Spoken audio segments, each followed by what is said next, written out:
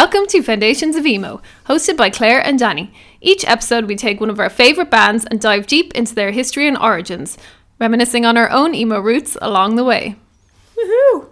I love who don't need script for that. I know. I was only thinking about that when I was on the bus the other day. I was like, remember when we used to have to get up the script every time to say that? Yeah, and now it's just like... And still, each episode when we do it, we say the same thing, which is like, woohoo!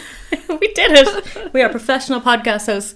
We are, because our podcast is now available on YouTube. Yes. Which makes it sound like we're making videos, but we're not. We still only just make short little videos for Instagram and TikTok. But you can listen to it on YouTube. Do people do that? I didn't know that was a thing, but let's hope it is. Yeah, okay, cool. Go. So if you're listening from YouTube, hello. Hi, guys. How are you? Any news? Any news? I'm just so grateful to be alive today. Yeah. After my hangover saga yesterday. Do you want to divulge that story? I mean, I can. So I was very hungover. Claire can't drink, I can't mind drink. you. So this does not mean she drank an extortion amount. No. And I also don't really drink a lot, really, ever. So I didn't have that much on Friday night. I just went for a cash dinner, was home, I'd say in bed by 12 o'clock. And then I woke up at 3:30 with the worst hangover I'm not going to say I've ever had, but it was up there. You know, where you're just like so uncomfortable, and no matter what way you turn or what way you lie, like your head hurts, your stomach hurts. You're like, do I want to cry? Do I want to puke? Do I want to do other things in the toilet? Like, I just don't know. So then that was all well and good. Tried to make myself sick a few times, didn't really work. So then I had to go into work for 4 hours. So I had to be in work at 9. When I got in, I was like, this is grand, I can do this. 2 hours later, I was like, this is not grand, I can't do this. So I got an Lucozade to try and, you know, fix myself. Kind of worked for 10 minutes. Then I started feeling awful. Left work, got into my car. It's a 6-minute drive from where I work to my apartment. And when we're at the lights, do you know that like coughing feeling you have when you need to get sick and you're like, I was like, oh no, because when you stopped at the lights, there was like someone in the lane beside me. I was like, no, please don't look at me, I can't get sick. So I didn't get sick, but then as soon as I drove off, I puked. And bear in mind, I just got my car cleaned last week on the Tuesday, so I was like, I cannot get vomit on my newly cleaned car. So instead of just, well, I didn't know where to puke, so I just puked into my lap. 4 times. 4 times. So it's just like, bleh, bleh, bleh. Beautiful. Like if anyone was driving past and saw me, because I just didn't know what else to do, so I was just sitting there with like this perfect puddle of vomit in my lap. Then I had to pull into my apartment. I was like, how am I going to get out getting this on my car? So I like held my thighs together. Good job I have big thighs. And like swung them around out of the car and stood up, and I'm all like splashed on the ground. And I managed to get absolutely none in my car, which is so impressive. It's impressive. And then I went to bed for 5 hours and woke up at 6 o'clock. Was a shell of my former self. So today I'm just so grateful that I'm alive and breathing and not puking into my own lap. We can all be thankful for that today, hopefully. Just thank God Danny wasn't there. Danny hates vomit. What would you do? I would have got out of the moving car. Yeah, you actually like I would have just like jumped out and just rolled on the street. Like if I was driving you somewhere and I just started puking into myself, like, yeah, I'd be gone. Like gone. Absolutely not. Anyway, if anyone else has a hangover story worse than that, please tell me so I feel better about myself as a 34-year-old woman. Thank you. That's pretty bad. I think that's, I don't think I've got one that bad. No, it's up there with one of the most low points in my life, to be honest. So. Yeah, that's fair. Anyway, how was your weekend? My weekend was fine. It was Indy's birthday, so I spent it in like a kids' play centre. It was very loud. I think it was I'd very rather intense. be hung up. Yeah, I don't know if your story was better than mine. But we are going to Disneyland Paris on Wednesday, so that's exciting. We're going to do 3 days in Disney and 1 day in Paris. I'm excited. Exciting, yeah. Yeah, it'd be so cute. Yeah. She's a spooky kid. She is a spooky kid. One of her best friends got her 2 of those little teddy bear teddies. They're like really small and they're different kinds of monsters. And when she opened them, she looked at me and she goes, he knows I'm a spooky girl. I just thought that was the cutest thing ever. I'm doing something right. I'm raising her right. Yeah, she's a good kid. Shall we get started? Yes, I'm excited to hear about all these bands because I don't know anything about them. I know bits and bobs about her, but nothing like solid. Yeah, this is kind of a Brody Dalle episode because she's been in several bands. So we're kind of spanning across everything, but it's all just Brody. Yeah, let's go for it. So Brody Dalle was born Brie Joanna Alice Robinson in Melbourne, Australia on the 1st of January 1979. Her grandfather was Giacomo Costa, an Italian-Australian professional wrestler, best known by his ring name, Al Costello, the creator and original member of the tag team, the Fabulous Kangaroos. Which is just amazing. I didn't know she was Australian. Oh, yeah. Or maybe I did know that deep down somewhere.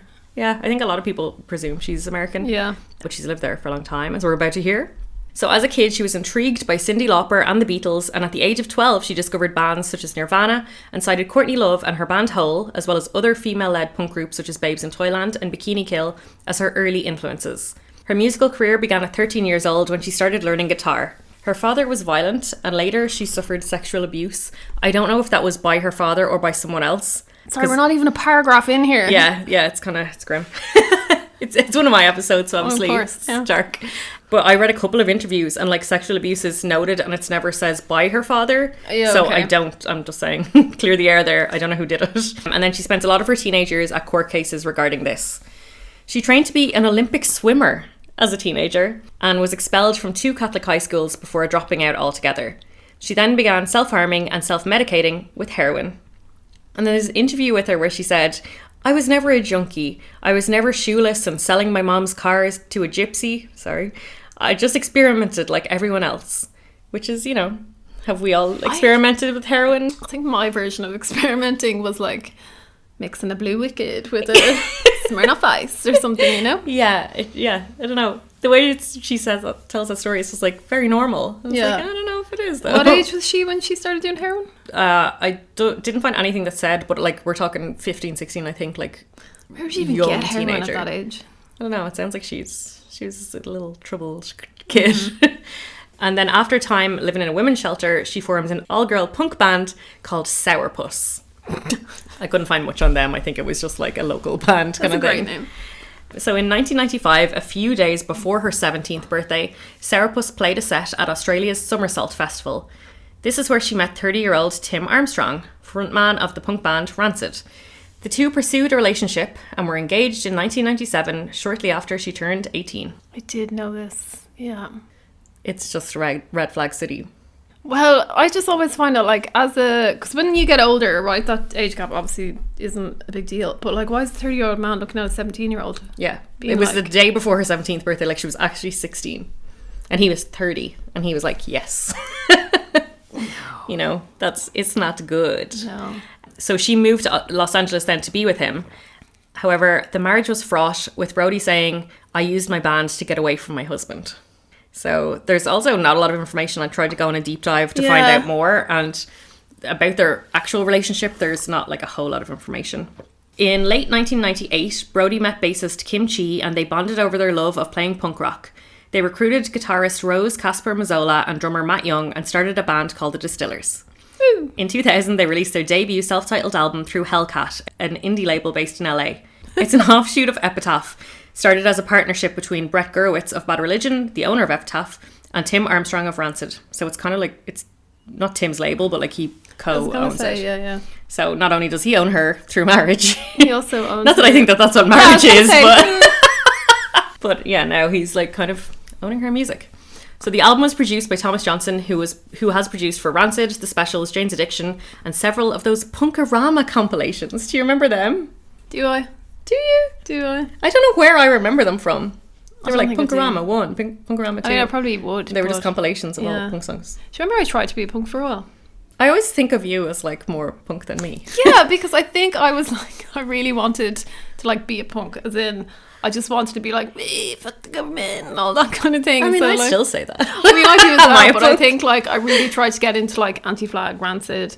I remember my dad gave me a Ramones CD and I listened to it and I was like, I just can't like this. Like, I'm trying so hard, but you just can't listen to like that much of it, you know? Yeah, yeah. Because I remember you being into Anti-Flag and stuff and I was like, oh, that's a bit too punk for me. Do you remember I loved Men with Mohawks?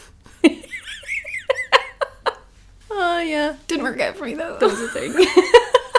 So by the end of the year, Kim had left the band already to join the band Original Sinners, and Matt left to join that band shortly after as well. In January 2002, with Andy Outbreak on drums and Ryan Sin on bass and vocals, the Distillers released their second studio album, Sing Sing Death House, through Hellcat. So have you gone back and listened to these? Yeah. And what are your thoughts? I love them, but I loved them at the time when I was into my punk phase. I just really liked how the way she sings is like so lazy or something. When she's like, she just like doesn't even bother like pronouncing her words or something. And I just thought she was cool. Like, I remember my first time ever hearing the Distillers, I had a CD or a DVD that came with like Kerrang or something like that, and Drain the Blood was on it.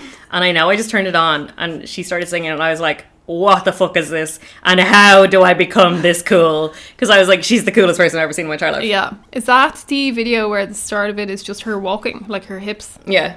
Yeah. Yeah. It's like, what a sexy bitch. I was trying to like model myself on her, guys. Like, I don't know if it's worked out. But. Well, the thing is that I, shortly after that, cut my hair really short, but not because of her. I did it because I wanted to spike it up in that like emo way. Yeah. Remember I those remember days? that well, yeah.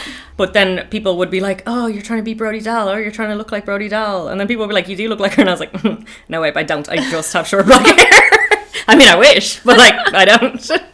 But, you know, I used to get that a lot. Yeah. Oh, you're just trying to be her. I was like, no, I'm trying to be an emo.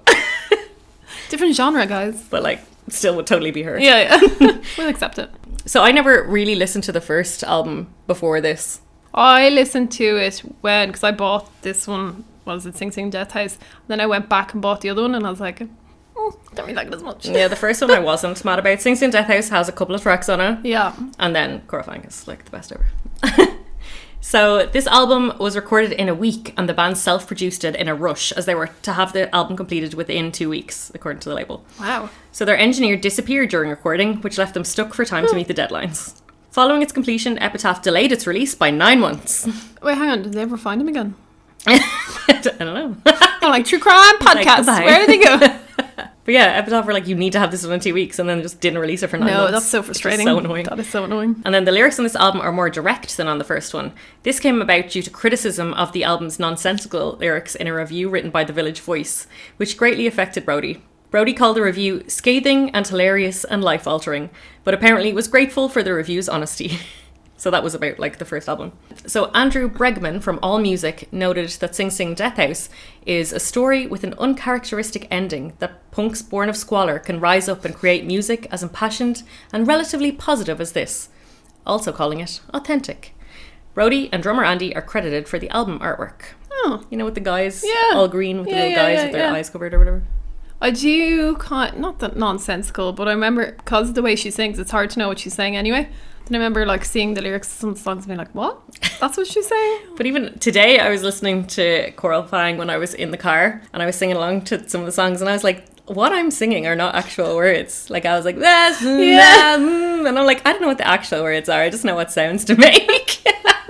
So I don't know if she ever really got better after that to do with like enunciating. So in 2001, Brody also made a cameo in Newfound Glory's music video, My Friends Over You, with her then husband, Tim Armstrong, as well as Travis Barker and Rob Aston from The Transplants. Oh, I didn't know that, did I know? I don't think I did. So you've never She's been into still Newfound married to Glory? him by this stage? Mm-hmm. By summer 2002, the Distillers were composed of Brody Dalle, bassist Ryan Sin, and new drummer Andy Grinelli. They planned some joint American shows with No Doubt and Garbage for later that autumn. Oh, what a show. What I a know. Oh. Then guitarist/vocalist Tony Bradley joined the band in time to record their third studio album and major label debut, Coral Fang. At this time, Brody was the only original member of the band left. The album was released in October 2003 by Sire Records, an American label owned by the Warner Music Group. The label represented bands such as, this is wild, like so many bands, because I've never heard of Sire Records before, but they represented bands such as Against Me, Armour for Sleep, Taking Back Sunday, My Chemical Romance, Blondie, The Cure, The Smiths, and The Veronicas. Never heard of them though. I was like, any of those bands? Like, I only chose like a couple there, so obviously I chose ones that we've done episodes on before, but I also chose like Blondie and The Smiths, like massive bands. Yeah. Which is wild. I like that. Coral Fang was produced by Gil Norton, an English producer known for working with alt-rock bands such as Pixies, Dashboard Confessional, Jimmy Eat World, Busted, Future for a Friend, Sum 41, AFI, Yumi 86, and Bayside. So, he's been around. Has he come up before? Because I don't really know his name. He sounds familiar now. Did I not mention him in now for Sum 41? I hope so. I think I might have. The album peaked at number 97 in the US and 46 in the UK. However, it was rated the 7th best album of 2003 by Kerrang. The album received acclaim and comparisons to Hole, with Brody often compared to Courtney Love and later to PJ Harvey. 3 singles were released from the album: Drain the Blood, The Hunger, and Beat Your Heart Out. And some songs from the album were used in video games such as Gran Turismo 4, Rock Band, Tony Hawk's Underground 2, and Spider-Man 2.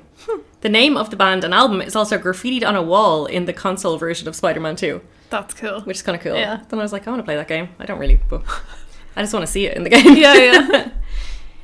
So Brody and her husband went through a bitter divorce in 2003 when Tim saw a picture of Brody kissing Queens of the Stone Age frontman Josh Homme in an issue of Rolling Stone magazine. Wait, what? Did they not? What? What's your question? I'm like, is that where he saw it? He saw it in a magazine, apparently. He saw a picture of them kissing. Did they know they were going to be in the magazine kissing? I don't know. So Brody said that Tim was very controlling of her and that it took her 3 years to leave him. When she finally did, Tim and his friends criticised Brody in the press, and she claims he threatened the male members of the Distillers and blacklisted anyone associated with them. She said, "We lost every fucking body. Me and my guys were left there standing alone, holding each other." The story pushed by Tim's camp was that she used him, but she argues that she always paid her own way. She said, "I moved to America with money I got from the government of Australia for being sexually abused. I'd gone through a couple of court cases when I was 14, 15 years old, and I'd been compensated for one of them. When I turned 18, I got that money and got the fuck out of there." However, when she did move to LA, she said Tim controlled her career, dictating who she worked with and which label she was signed to. After her divorce, Brody reverted to using the surname of her favourite actress, Beatrice Dalle. Because Brody Dalle's not her name. Oh. Was she not Brody Dalle though? While she was this? I think she was Brody Armstrong. I think she had his surname. So then she just chose Dalle and started using that instead. Brody Dalle sounds way better. So that same year, in 2003, Brody and Josh began dating. This is Josh Homme, who she was caught kissing. And they would go on to get married in 2005. Regarding their relationship, Josh said, I think this is actually pretty cool. He said, "She can spit 30 feet and punch like a guy. She's my punk rock dream girl. I always thought if I could go out with a chick with a mohawk who also read philosophy, I'd be winning. Brody is the real deal. She does everything the boys can do and a whole slew of things no one ever could. I met Brody when she was 17 and I was 23. It was her first day in the US after relocating from Melbourne, and I was playing guitar in the Screaming Trees. She came up to me backstage and asked if I was in Caius. We talked for an hour and a half and I never forgot her. I didn't like her ex, Tim Armstrong, so I lied and said I made out with her in the hope that he would find out." I look at he's just telling like a magazine this. "I didn't see her again until 7 years later. Our bands played the big day out in Australia in 2003. I was with someone in a casual way, but I had my eye out for Brody and I saw her walking past. I pretended I didn't see her and tried to be cool, and from that moment we clicked and it was on. We've been together ever since. I never thought I would get married, but I found someone I couldn't live without." It's very specific criteria. Someone with a mohawk who reads philosophy. I feel like there's a lot of guys with mohawks who read philosophy to try and like That's true, actually. come across as deep. Yeah. You just wanted the female version of that. Fun fact, in a February 2003 episode of Gilmore Girls, Jess surprises Rory with last minute tickets to a Distillers concert. That is random. Couldn't see Rory Gilmore at a Distillers concert. No. But I think she was like feminist, so it kind of made sense right, yeah. in that way. Yeah. But yeah, still. She'd absolutely get the shit kicked out of her at a Distillers concert. In early 2005, drummer Andy Granelli left the Distillers, moving on to play with Darker My Love. And by the summer, bassist Ryan Sinnott had also left. He later joined Angels and Airwaves. Oh, do you remember them? Remember them? I always think of that first single that they released, and they had that video. Yeah, I'm like, I can't even remember what was in what like they were a doing. spaceship or something. There was a spaceship, but there was like loads of people around it, and they were all emos. And I remember watching that video and being like, I'm in love with every man in this video, and I want to be every woman in this What video. was that song? I have no idea. It's gonna annoy me. Which one was it again that joined that one? The main fella, the guy, wasn't it? Tom DeLonge? Yeah. That's him. Rumours of the Distillers breaking up circulated, but Brody and guitarist Tony Bradley denied them, saying they were taking a hiatus. In early 2006, Brody gave birth to her first child, a daughter named Camille Harley Joan Homme, with her husband, Josh Homme. I've included her full name because I'm like Harley is in like Harley Davidson, and then Joan is like, is that Joan Jett? Yeah. Probably. Yeah. I probably could have Googled and What's try and Camille? find out. Like the I don't know. the restaurant. Yeah. She really likes Thai food. By the end of the year, Brody and Tony announced the disbandment of the Distillers. Brody later went on to say that all of the band members were addicted to methamphetamine, which is crystal meth, which is what caused the band to implode. Including her? Mm-hmm. While she gave birth? No. So, I'm just going to say that in a minute. I'll come to it. So Josh was away on tour and Brody was staying with her mother-in-law when she discovered that she was pregnant with her first child. She said she'd given up meth 2 months previously, but it was a pregnancy which strengthened her resolve. She said she gave up everything: alcohol, cigarettes, and coffee. Which I suppose is what you're meant to do, but like if you're on meth, it's kind of good that you're giving up even the lighter things like alcohol and coffee. I was thinking as well, I was like, she's staying with her mother-in-law, and when I first started reading the story, I was like, and she was on meth, but then turned out she'd given it up. She just sounds terrible, but like she looks like she'd be on meth. You know what I mean? That's pretty terrible. In 2007, Brody and Tony began to work on another band called Spinneret with Alain Johannes from the band 11. So I need to preface this by saying, I started reading about Alain Johannes and I thought that his name was Alain and I thought he was a girl. So when I was writing this the whole time, I was like, Alain Johannes. And I was like picturing these two girls having like a little friendship and starting a band, and I was so into it. And I was actually having a conversation with my boyfriend and I was telling him the story that I'm about to tell in a minute. And I was like, and then there was this girl called Alain Johannes, and I was like saying it so confidently. And then he was like, do you mean Alan? Do you mean Alain Johannes? And I was like, do I? And he was like, does he actually know him? Yeah. And then he was like, I need to send you a picture of this man. And he's like, the manliest man you've ever seen in your entire life, that I've been calling Alain the whole time. So just to clarify, Alain Johannes is a man. And just to clarify as well, it's because it's spelled A-L-A-I-N. Yeah. You're not just reading Alan wrong. And then with Johannes being the surname, like I just thought it was like a foreign spelling of Elaine. You know? Foreign spelling of Elaine. Yeah. Like, does any other country in the world call their children Elaine?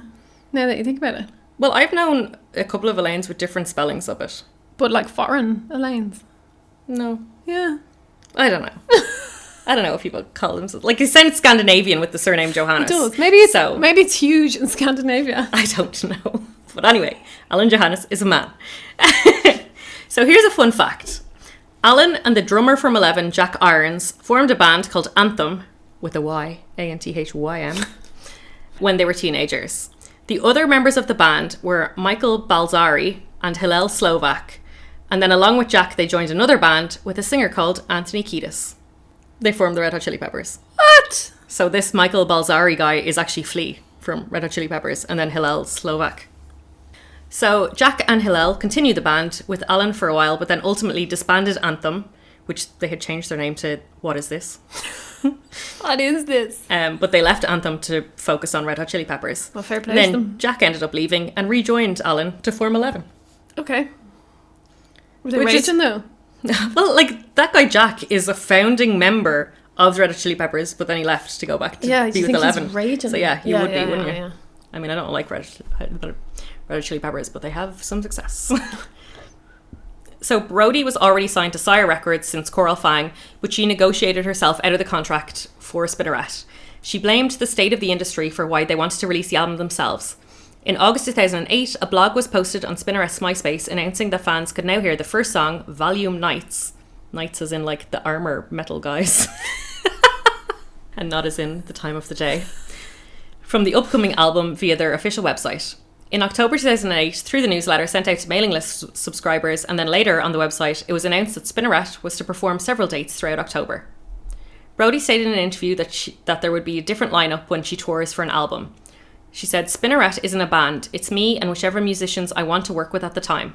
Which is really strange. That's a bit like... What about poor Elaine? Alan? But then she later clarified that she was referring to the touring band and not the studio musicians. But like, that's also strange. What? So like, we'll record an album, but then I'm going on tour without you and I'll just choose who I want to on the time. oh, yeah. But then she tried to say, oh no, I meant you're coming, but it's the other fellas. Yeah, I don't know. It's really strange. Yeah. I don't know what the crack is with that. Because at first I thought she was saying Spinneret was just her. And then she'll just like get in whoever she wants at the time. But then, I don't know. I really don't know. Strange though. So, in December 2008, Spinneret released their first EP entitled Ghetto Love digitally through their website and Topspin Media. They were with Anthem Records, an independent Canadian label at the time. I tried to look up who that Canadian label represented, and it's like, they really just release a lot of Rush albums. Like a lot. Like their whole catalogue is just like Rush. So the EP featured 4 main tracks as well as a teaser mix of Spinneret material and the music video for Ghetto Love, which was directed by Liam Lynch. You may remember him from his hit single, United States of Whatever. That song. Because this is my United States of whatever. What? Yeah. So, yeah. He directed the music video for Ghetto Love. That is so random. But what you probably didn't know was he actually, after he released that single, he became better known for directing music videos. And he directed music videos for Queens of the Stone Age, Eagles of Death Metal, Foo Fighters, and Tenacious D. He directed the music video for Tribute. And he went on to direct the movie, The Pick of Destiny. What? Yeah. Oh my god, I'm so happy he's not known for that song. I don't know why, when I was reading, I was like, Liam Lynch sounds like an Irish name. I was like, who is this man? And yeah, that's who he is. That's hilarious. In June 2009, they released their self-titled and only full-length studio album through Anthem Records in the US and Hassel Records in the UK. It was produced by Alan herself, I wrote here, but I believe I meant himself, because Alan is a man. Before its release, the band made the entire album available on MySpace to listen to, and Ghetto Love and Distorting a Code from the EP are included on the album. It reached number 20 on the Billboard Top Heatseekers chart and 41 on the Billboard Independent Albums chart. What did you think about this album? I had never listened to it before this. I really liked it. Did you? Yeah. I really liked the single Ghetto Love, and that was in my head a lot throughout the week I was singing it.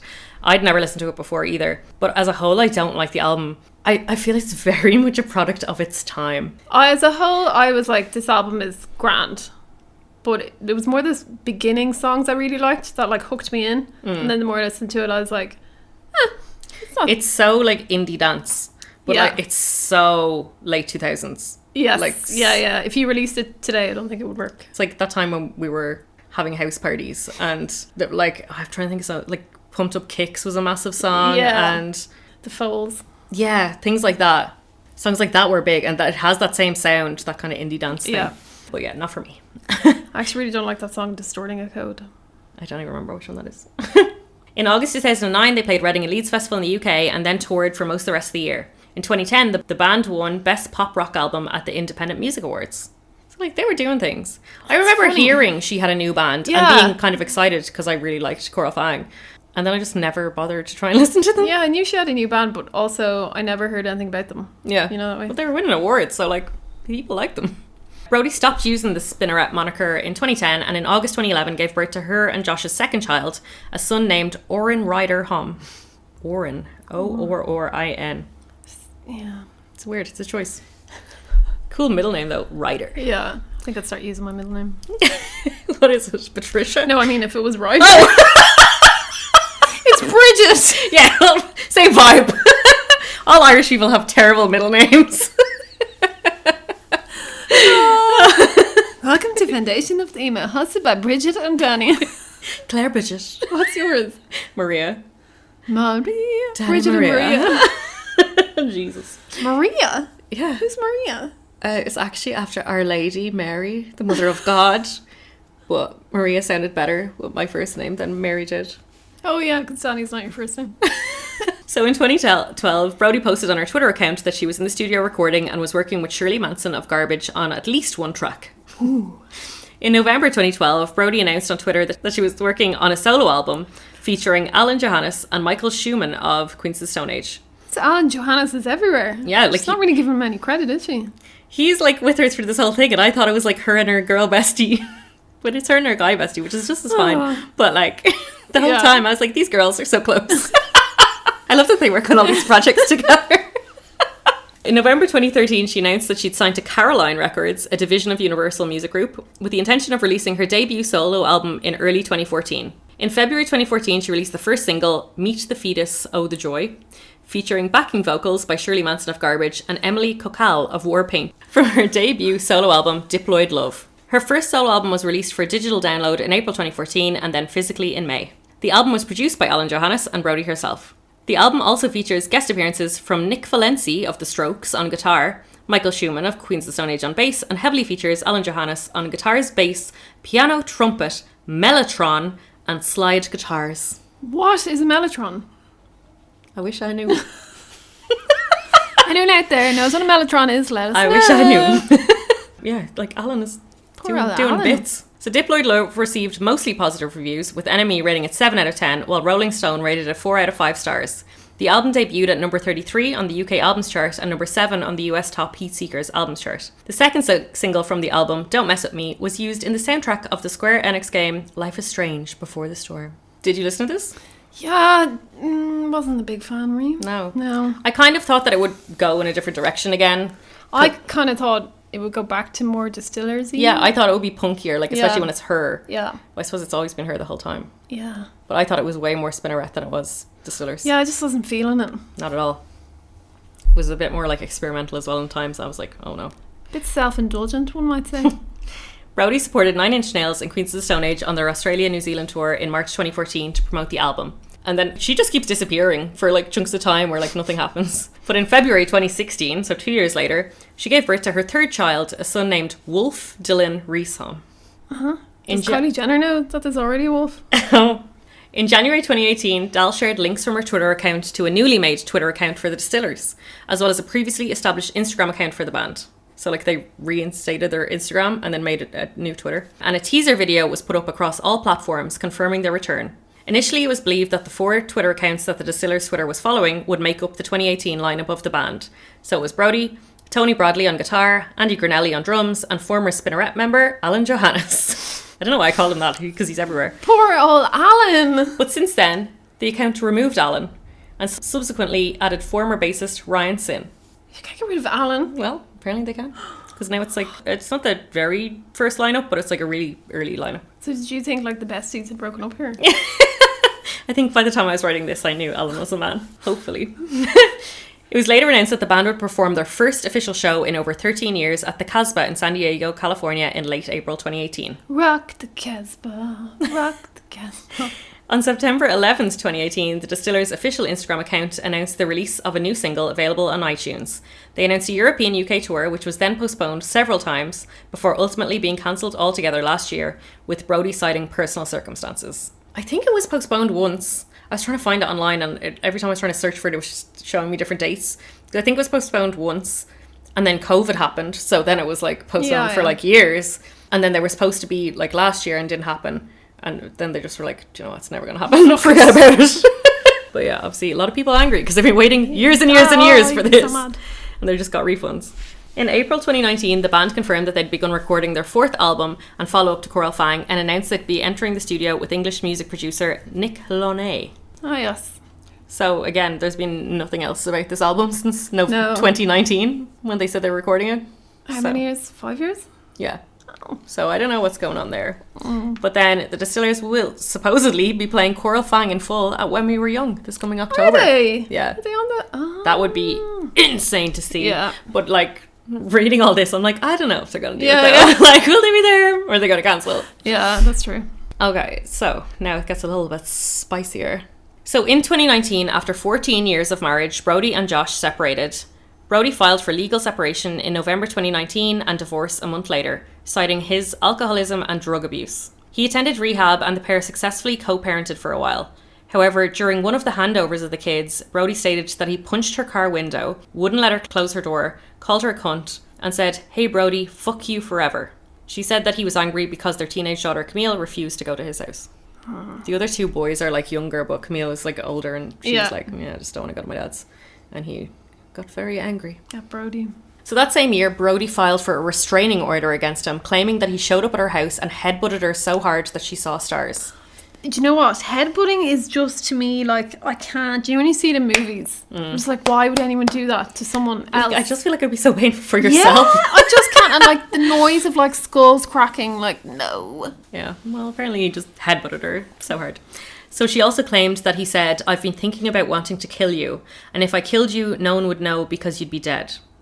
Which like isn't very clever. I don't know what that statement's supposed to mean, really. What does that mean? If I killed you, no one would know because you'd be dead. I don't know. He later took out a protection order against her, alleging that she would show up at events to trigger a violation of the restraining order against him. Would she? I don't know. That's the whole situation, it's a lot of he said, she said kind of stuff. So I don't know. He managed to get it because obviously not everyone gets granted it. So he must have had some kind of evidence or something. In 2021, restraining orders were filed by both of his sons through Brody. Oren was 10 and Wolf was 5 at the time. The children claimed that they were afraid that their father was going to hurt them, while Oren, the elder of the two, mentioned a time when his dad had grabbed him by the genitals. Other claims from Oren included Josh hitting him in the head, throwing things at him, flicking his ears, verbally taunting him, driving drunk with him and his brother in the car, and making threats about murdering Brody's partner. Wolf made similar claims and stated that he was scared to visit his father. Their request for the restraining order was denied by the judge. Oh. Yeah. So Josh's attorney, Susan Weisner, said, Miss Dalle has previously brought these claims to the police, DCFS, and the presiding judge of the family law court, all of whom have declined to take any action based upon these spurious claims. What this says to me is that she's like really been trying. She's gone to the police about this. She's gone to different people. Yeah. This seems like a last resort of her trying to get a restraining order. Yeah. That says to me more that it's true, other than like, oh, she's been doing all these things and no one believes her. Like, yeah. She's trying to brag, but to me, I'm like, it sounds like she's really Yeah. trying to do this. Like, Yeah. But then why did they say no? I don't know. Insufficient evidence or whatever. Like, Yeah. After this, Brody and Josh's daughter Camille, who was 15 at the time, was granted a temporary restraining order against him. She made similar claims to her brothers and, through a representative, stated, my DVRO, so that's domestic violence restraining order, isn't fake and was not written by my mom. It's a means to an end. Everything in there is something I saw, experienced and heard and is 100% true. To deny that is to deny the human right of free speech. I wish I could have protected my brothers under it, but unfortunately the law says otherwise. And again, a lot of people are like, oh, Brody was like making the kids do this or whatever, but like, she's 15. Yeah, she can do it herself, like. Like, why is she like, go against your dad? Yeah. Like, I mean, earlier on we saw that she didn't want to go to her dad's house. Yeah. So, I don't know. So I don't know how, like, the law works, and especially not in America and, like, these things. But her temporary restraining order, she tried to get it to cover her brothers as well. But that part got denied, but she got granted her restraining order. So bizarre. So I don't know what that's about, but...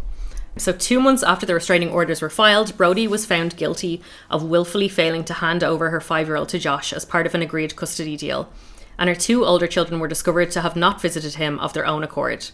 Brody was sentenced to community service and a $1,000 fine. And all I can say is, if, like, this is true, and he is, like, abusive and horrible, and your kid, who, like, okay, it's court agreed that my kid has to go and see her dad or something like that, if that kid is like crying and begging and being like, please, I don't want to go to my dad's, I'm so afraid, and the older siblings aren't going, Yeah. like, Yeah, but then they're punishing the parent who's trying to... yeah. But like, I wouldn't be forcing my child to go. I feel Yeah, like I I'd know, pay yeah, $1,000 yeah. like and do community service or whatever. So in November 2021, Josh filed a civil harassment restraining order against Brody's current boyfriend, Gunnar Fox, who Brody's been dating since the divorce in 2019. First of all, I don't like to make any comments on people's relationships, but she needs to just take a break from men, I would like to say, because she literally divorced Tim and got with Josh. Him, yeah. And now, like, the same year she breaks up from that 14-year marriage, she has a new boyfriend. Like, Yeah. just relax. Yeah. Little ladge between the vag, you know what I mean? Little sorry? What now? Just take a break, is what I'm trying to say. But anyway, so Josh claimed that he was intentionally interfering in the relationship between Josh and his kids. So he blamed the Probably boyfriend. was, like. But again, yeah, if this stuff was true. Yeah. To be fair, I've seen like a lot of stuff online. Gunnar Fox, I thought he was a celebrity with his name like that, but he's actually a hat maker. It's a hat maker. A hat maker, yes. He makes hats. He makes hats. What? Yes.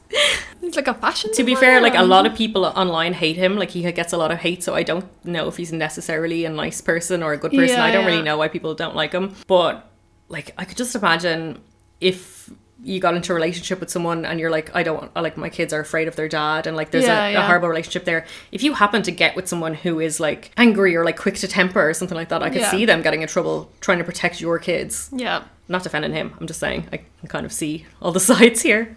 So in January 2022, Gunnar Fox detailed an alleged incident in a court filing which a judge granted him an emergency stay-away order. Gunnar alleges that he was at an Apple store at the Oaks Mall in California on the afternoon of Christmas Eve when Josh is said to have approached him from behind. Gunnar alleges that Josh pressed his chest against his body and said, "I'm going to kill you, you fucking pussy." Gunnar claims that when he left the second floor shop after removing himself from the exchange, Josh was waiting for him outside. He then claimed Josh lunged at him, threatening to throw him over the balcony, and grabbed his right arm. Ooh. Is there CCTV of this? Surely. That's a good question. In an Apple store. But they granted him a stay-away order. So they believed that. Yeah. In March 2023, however, a court granted Josh sole legal custody of their 3 children for nearly 2 years. Additionally, he shared a rare statement on the situation, confirming that Brody's not allowed to contact the home family, including Josh, the 3 children, and Josh's parents. So this is like, I started to learn this because I follow her on Instagram. Yeah. And I started to see all these posts. I only started following her like a couple of years ago. But what I like about her is she doesn't post like a celebrity. She posts like a mom. Yeah. She's just like, here's a dorky picture of like my kids. Or she just like reshares reels and stuff that she thinks are funny. Yeah. And like, it's just like a normal account to follow. But then she started posting about her kids. And this is how I found out about this. Did you know about this? Which? That like she got them taken off her. Yeah. No, sorry. So I kind of, when you said you were doing this episode, I was like, oh yeah, there is drama. And I was like, doesn't he have domestic abuse claims against her?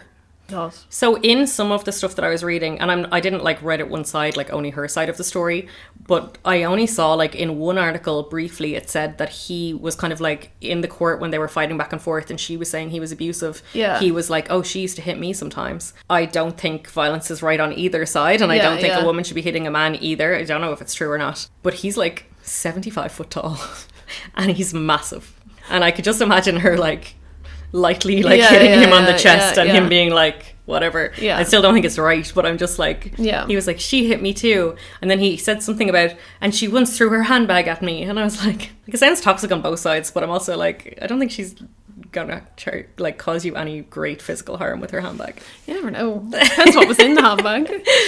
And it had a bowling ball in it. But why did she get them taken off her then? It seems like he has really good lawyers. Okay. And there was, I think it comes up in a few minutes, but something about like when the kids were getting the restraining orders, Gunnar forged her signature on something. Oh. But she knew about it. Like, why didn't she just sign it herself? I don't know. It's something really weird like that, but she knew about it. And then they used that to like turn the whole case against her and Gunnar and said like they're toxic and they're like bad for the kids and everything. Awkward. I don't know if it's like one of those things. It's like she's in the shower and then he's like, you need to sign this thing, and she's like, just sign it, you know? I don't know. I'm trying to like make sense of why he would sign it and her in her knowledge, but at the same time, I don't know. Yeah. So Josh's representatives also addressed past reports that his children had filed restraining orders against him. In both cases, they alleged that Brody's boyfriend Gunnar had illegitimately filed the requests, once by forging Brody's signature, and again by taking the minor to court without the presence of either one of her parents. I don't know what that's about. In August of 2022, Josh and his 2 sons were granted a restraining order against Gunnar lasting 5 years, adding that Gunnar's requests for a restraining order against Tom were denied by 2 separate courts. In July 2023, Brody shared her side of the story on Instagram. So this is what I read last year, and that's how I started to like follow the case kind of thing. But she said, February 2022, after an 8-day trial, I was granted a 3-year domestic violence restraining order. You didn't hear about it because I didn't go to the press. I didn't parade it around, tooting it from some triumphant horn, because it's been fucking terrifying and devastating. 3 weeks later, they took one of my kids. A month after that, under temporary guise, they took my other 2. Textbook to a T. They built an Everest of lies with no evidence. Why? Why would they do that? Because money, greed, corruption, and winning at all costs is the name of the game. There are no valiant altruist lawyers in a $27 billion per year wheel and deal industry of kangaroo family court, a violent shim-sham washing machine scam. You're the lead actor in a hellish Shakespearean nightmare play, shoved centre stage, punished, pointed at, lied about, laughed at, ridiculed, shamed, berated, and made an example of because no one gave you the script, and the joke's on you. But they wrote the script and you paid for it. This started years ago, long before my partner Gunnar was ever in my life. He's not to blame for any of it. I knew about my signature. Do not be fooled by the PR and the smoke and mirrors magic trick of don't look over here, look over there. Darvo textbook insanity, they're all the same. We all see you. My story is not unique and it is not rare. It's happening to protective mothers and some protective fathers everywhere. There are thousands of us, hundreds of thousands of us. Children are the collateral, everyday collateral. That they suffer will make your hair stand on end. Many protective parents have lost children forever in horrific, unconscionable ways. If you've never been held in the heart-pounding, hellish, vice-like grip of family court, and if you've never been accused of the quack, debunked, loony, and extremely dangerous claim of parental alienation with zero evidence, because there was none, please hold your tongue. You have no idea. That just sounds like one of her songs where it's a lot of words that don't really connect. It does make sense, but like, first of all, she does write really nicely sometimes, like some of the things she says. I'm like, you can tell she's a writer. I have like heard this before, I don't know where, like on TV shows and stuff, that like the family court and like that kind of stuff is so weird. They can like take your kids off you if you know, over basically nothing. Yeah, like if a lawyer says something against you. Yeah. It's a lot easier there for them to just take your kids. And they have those actual companies who will come and just take your kids off the street. Like, you'll be walking up the street and they will just put your kids in a car and take them away. And apparently that's what happened to her. What? She was with her kids on the street and a car pulled up and they grabbed the kids. Oh, stop. That's so traumatizing for the kids. Yeah. Like, how, like, in what world is that the best option for the kids? But I have heard before that of like cases where people are trying to get their kids back and they've done nothing wrong. Yeah. And it's just fucked, like. And then I've heard of cases where the kids definitely need to be taken off them, yet they aren't. And then something happens and the dad like kills all the kids or something. Yeah, it's wild. So she wrote like so many posts, so I just started taking like clips of like little snippets of them because I'd be here forever reading them all out. But a week later, she posted again and it was several posts. But she said, during the 8-day domestic violence trial, the court thoroughly examined and subsequently dismissed all allegations made against me. The court found these allegations to be lacking in credibility, largely due to the total absence of evidence, inconsistencies and falsehoods uncovered during certain witness testimonies. Struggling to talk now. She goes on to say that the co-parenting relationship was never successful and that the co-parenting therapist advised terminating all contact, and allegedly this was all pre her being with Gunnar. This was just when it was her and Josh like organising these things. So she goes on to berate the journalist from Rolling Stone magazine, who she claimed wrote a one-sided article, picking and choosing the information printed to reflect well for one side, so Josh's side. Yeah. I couldn't read the full article because it was behind a paywall and I wasn't paying for it. But I did see a lot of press that were like printing his side and not really talking about her very much at all. So she also said, this is punishment for reporting what the children said, trying to protect. That doesn't make sense. I tried to make it stop for a year and a half until they refused to go. Testified, begged, pleaded, sobbed. What would you do? Everything, anything, I bet. I'm fucking broken. This has shattered me into 1,000 pieces. For a long time, I couldn't get out of bed. I contemplated what the point of going on was. I've been filled with so much pain and fear for so long. She added, no one can sustain that state. No one should ever. I let it go. I released it. I found the ladder of light. Get the fuck up and fight for your life. For them, always. Oh. And like her Instagram now, she posts stories and stuff. She doesn't post on the grid that much. All she posts is like, oh, it's like one of the kids' birthdays today, like love of my life, and just post loads of pictures of her with the kids. Yeah. And like she just has so many lovely pictures with her children. Oh. It's so sad. And she's like, it's been 2 years since I saw Wolf or Oren or whatever. Oh no. Yeah, just hasn't seen them since then. That's sad. It's so sad. So she finished by saying, like after the big slew of posts, she said, I look forward to the release of the Distillers' Prey in the future. So Prey is in Prey, which I presume is the name of the new album. Yeah. And the 2 records I'm working on now. I send much love and strength to you all, except not the trolls. You can eat a bag of out-of-date crackers and fuck off. Brody.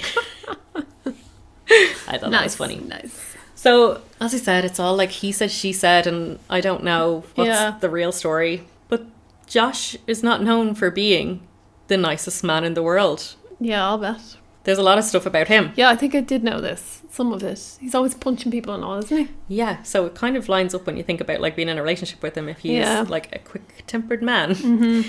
So in 2004, he was arrested for assaulting Dwarves frontman Blag Dalle and Carl Doyle at the Dragonfly Club in Los Angeles.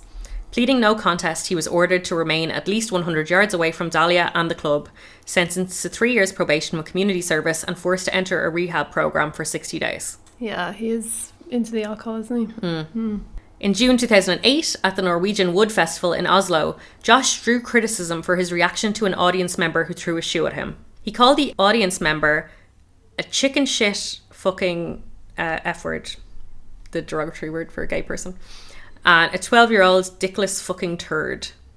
He was accused of homophobia, and in response attempted to apologise and appear pro-gay by saying he also called the guy a pussy and threatened to have anal sex with him. I'm struggling here now to figure that one out. Yeah. Also, okay. Apparently he has a gay brother, which he's also using as like, fair play to him. I couldn't be a homophobe because my brother's gay. I know a black man, so I'm not a racist.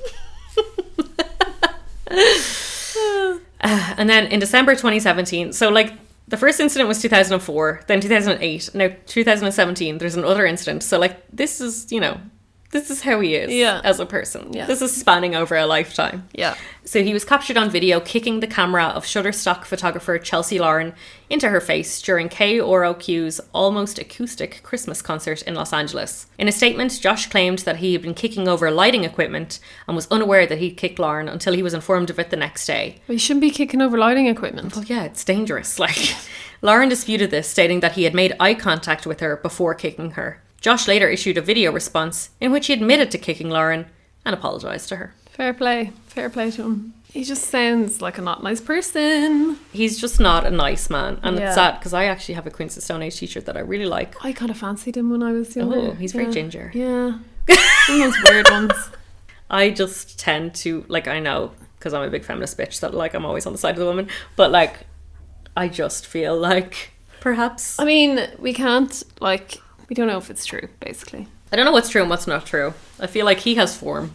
I feel like I wouldn't be surprised if he's not a very nice person. If you had to pick someone whose story, if you could only pick one of them and be like, their story seems more likely based on previous carryings on, you would assume Brody is telling the truth. Yeah, I do. I just think, it sounds to me like she was trying to get her kids away from him. But then why did they take them off her? Because of the forged signings, apparently. That is what it was all based on. It can't be, surely.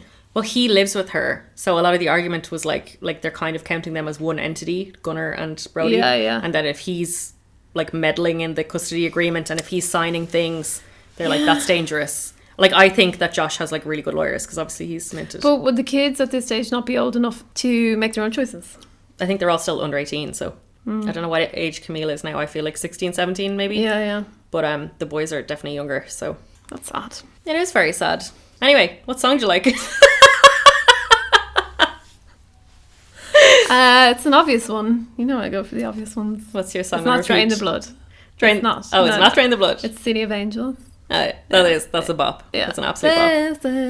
This is the city. The city of... What's yours? Mine is Beat Your Heart Out. Okay, yeah. That is such a bop. Yeah. It was actually a really hard choice, to be fair, because I wanted, I was like, I'll choose this one. Then I was like, no, I really like this one. Then I was like, no, I like this one. But yeah, Beat Your Heart Out is a bop every time you put it on. Yeah, it is, to be fair. That whole album, really. Yeah. And what is your song, Skip? That one I mentioned earlier, his name has now eluded me. Distorted the code? Yeah. It's just weird. It just doesn't come together or something. It's one of those songs you're waiting for something to happen and never does. I did not enjoy the Spinneret or the solo album, but my song to skip is actually of Coral Fang, and it's Death Sex. Which one's that? The very last song. It's 12 minutes long. Oh, yeah. Well, yeah. That's fair enough. Actually, I don't mind that part. It's when it just starts just making distorted noises for 9 minutes. There's just no need. I did skip it. I was like, I can't listen to this. Yeah. And I went back and listened to Coral Fang so many times, but every time I came to that, I was like, nope. Yeah, so then I was like, that is my song to skip because I have skipped it. They shouldn't have put it the very last bit of the album. It's so easy to skip. Well, yeah. I was like, it was actually good because I could just skip it. But yeah. So what band are you doing next time? Okay. I've contemplated doing this band for a little while, but I just didn't want to. I was like, I don't want to listen to them. So I feel they're a band that maybe came just after our emo-ness. Okay. So we were probably that bit older. So we probably missed the boat on them, if you know what I mean. But I would say if you ask a lot of younger emos, they'd be like, these are one of the top emo bands. Do you know what I'm going to be? Maybe. Yeah. There's a few people in my head. Yeah. There are a few bands. I'm going to do... Somebody actually requested it before. Yeah. Christabel. Yeah. That was my first guess. Yeah. Never listened to them in my life. I have listened to them, so there's one album there that I've already listened to. They've only 5 albums. That's okay. It's not so bad. Because I'm going to be in Disneyland next week, so I can't be listening to anything. That's okay. But yeah, I think there's the usual stories that come out about them, but I think they're a good one to do because they're a bit more current. Yeah. Yeah. To me, them and Sleeping with Sirens are the same band. Yeah. And there's another band as well. Mayday Parade? I don't know. There's another band that I think are the same as well. All 3 of them are the same band in my head. Oh, I thought all 3 of them were the same, yeah. Well, let's find out if they're any different, seeing as we've already listened to Sleeping with Sirens. So yeah, exactly, yeah. We'll see if there's a difference between them. And Callan Quinn does sing with them on some songs. He does. Yeah. Of course he does. He sings I'm surprised he's never sung with the Distillers. He be weird. Maybe on the new album, Pray. Who knows? We shall see. Interesting. So go listen to us on YouTube, guys. Yes, listen to us on YouTube. Tell us if that's a thing. Does that exist? Why did we do that? I don't know. Also follow us on social media. We do make little videos, not for YouTube, but for Instagram and TikTok. We make memes using Taylor Swift lyrics. Yeah, we blew up for that. We went viral. It was insane. Paparazzi were at the door and everything. Like 20 people shared it and I thought we were famous. Follow us on social media. We're Foundations of Emo on Instagram and TikTok, and we're Foundations Emo on X, which we don't really use. And yeah, thank you for listening. Thanks for listening. See you next time. Okay, bye.